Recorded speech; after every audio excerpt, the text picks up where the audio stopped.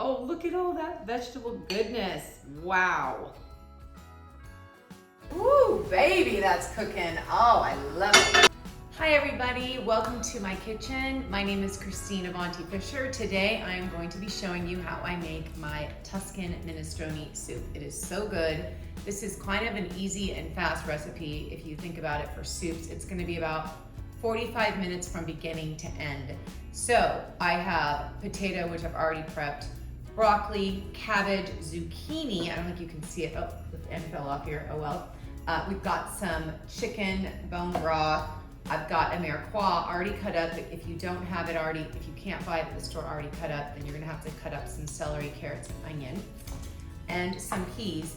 That simple. So I'm just gonna get started straight away. Okay, so we're gonna go olive oil to coat the bottom of the pan. Okay, so garlic. I have 2 cloves of garlic here. There we go. And of course, I can't do anything without my red chili flakes. So there we go. And then you want to do a bunch of salt and pepper. Celery and onion that are pre-chopped, which really saves time for me. Now that the onions are a little bit translucent, I'm going to add the cabbage. And I'm going to just give it a stir, and then I'm going to put the lid on for like 1 to 2 minutes to let it steam. We're going to wait 1 minute.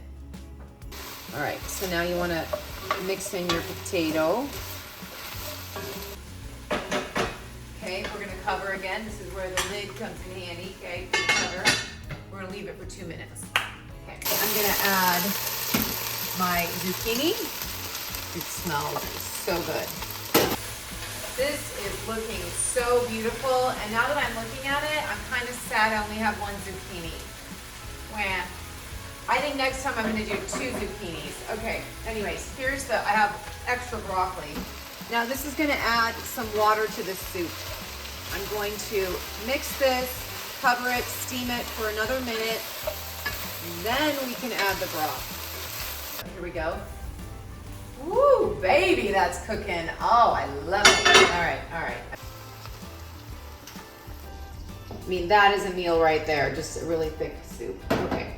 So I've just added 3 cups of water. I'm probably gonna do 4, but so we're just gonna give this just a little stir, and I'm going to let it simmer for about 10 to 15 minutes, and then it should be done. Last thing I'm adding, they don't really need any cook time. They were frozen. They've been thawing out for, I don't know, about an hour now they've been out. Okay, so I'm gonna mix it in. Oh, look at all that vegetable goodness. Wow. Wow. And of course you can pair it with some yummy crusty bread if you want, and that is a